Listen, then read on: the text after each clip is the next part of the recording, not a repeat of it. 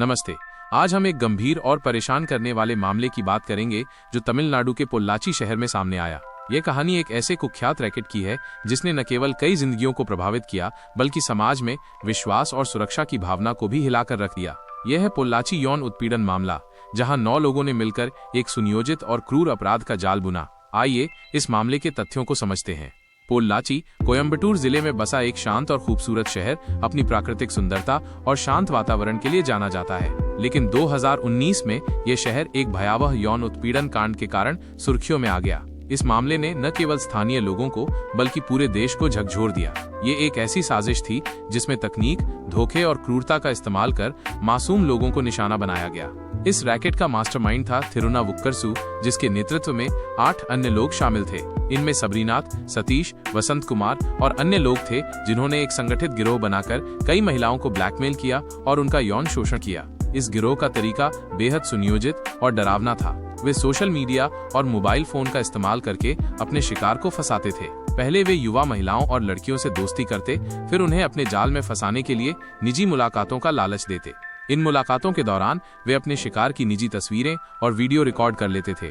बाद में इन्हीं तस्वीरों और वीडियोस का इस्तेमाल कर वे पीड़ितों को ब्लैकमेल करते और उनसे पैसे वसूलते। कुछ मामलों में पीड़ितों को बार बार यौन शोषण का शिकार बनाया गया। इस रैकेट ने न केवल व्यक्तिगत जिंदगियों को बर्बाद किया बल्कि पीड़ितों और उनके परिवारों पर मानसिक और सामाजिक दबाव भी डाला। इस मामले का खुलासा तब हुआ जब एक 19 वर्षीय कॉलेज छात्रा ने हिम्मत दिखाकर पुलिस में शिकायत दर्ज की। उसने बताया कि उसे फरवरी 2019 में एक कार में बंधक बनाकर उसका यौन उत्पीड़न किया गया और उसकी अश्लील तस्वीरें खींची गईं। उसने ये भी खुलासा किया कि उसे धमकी दी गई थी कि अगर उसने पैसे नहीं दिए या उनकी मांगों को नहीं माना तो उसकी तस्वीरें सार्वजनिक कर दी जाएंगी। इस शिकायत ने पुलिस को तुरंत हरकत में ला दिया। पुलिस ने तुरंत जांच शुरू की और थिरुनावुक्करसु सहित कई आरोपियों को गिरफ्तार किया। जांच के दौरान पुलिस को कई चौंकाने वाले सबूत मिले, जिनमें पीड़ितों की तस्वीरें, वीडियो और मोबाइल फोन डेटा शामिल थे। ये भी पता चला कि ये रैकेट कई सालों से चल रहा था और इसने दर्जनों महिलाओं को अपना शिकार बनाया था। पुलिस ने पाया कि इस गिरोह ने तकनीक का दुरुपयोग करते हुए एक व्यापक नेटवर्क बनाया था, जिसमें सोशल मीडिया, फर्जी प्रोफाइल और धमकियों का इस्तेमाल होता था। मामले का प्रभाव और कार्रवाई। इस मामले ने तमिलनाडु में भारी हंगामा मचाया। लोग सड़कों पर उतर आए और आरोपियों के खिलाफ कड़ी कार्रवाई की मांग की। इस कांड ने न केवल स्थानीय प्रशासन पर सवाल उठाए बल्कि समाज में महिलाओं की सुरक्षा और गोपनीयता के मुद्दों को भी उजागर किया। कई पीड़ितों ने डर और सामाजिक दबाव के कारण अपनी शिकायत दर्ज नहीं की, जिससे इस रैकेट को और बढ़ावा मिला। पुलिस और प्रशासन ने इस मामले को गंभीरता से लिया। तमिलनाडु सरकार ने इस मामले की जांच के लिए एक विशेष जांच दल SIT गठित किया, जिसे CBCID को सौंपा गया। साथ ही ये सुनिश्चित करने के लिए कदम उठाए गए कि पीड़ितों की पहचान गोपनीय रखी जाए और उन्हें न्याय मिले। इस मामले में शामिल सभी 9 आरोपियों के खिलाफ भारतीय दंड संहिता की विभिन्न धाराओं के तहत मुकदमा दर्ज किया गया, जिसमें बलात्कार, अपहरण और ब्लैकमेलिंग जैसे गंभीर अपराध शामिल थे।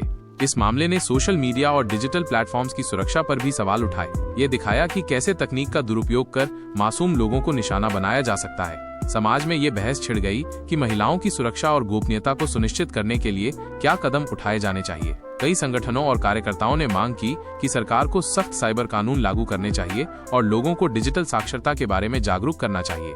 निष्कर्ष: पोल्लाची कांड एक चेतावनी है कि हमें अपने आसपास के खतरों के प्रति सतर्क रहना होगा। ये हमें ये भी सिखाता है कि समाज में बदलाव की जरूरत है। महिलाओं को सुरक्षित और सम्मानजनक माहौल देने के लिए हमें सामूहिक रूप से काम करना होगा। यह मामला हमें ये भी याद दिलाता है कि पीड़ितों की आवाज को दबाने की बजाय उन्हें समर्थन और न्याय देना हमारी जिम्मेदारी है। अंत में हम ये कहना चाहेंगे कि पोल्लाची यौन उत्पीड़न मामला न केवल एक अपराध की कहानी है बल्कि ये समाज में मौजूद गहरी खामियों को भी उजागर करता है। हमें ये सुनिश्चित करना होगा कि भविष्य में ऐसी घटनाएं दोबारा न हो। इसके लिए जागरूकता, सख्त कानून और सामाजिक बदलाव जरूरी है। आइए हम सब मिलकर एक ऐसे समाज की रचना करें जहां हर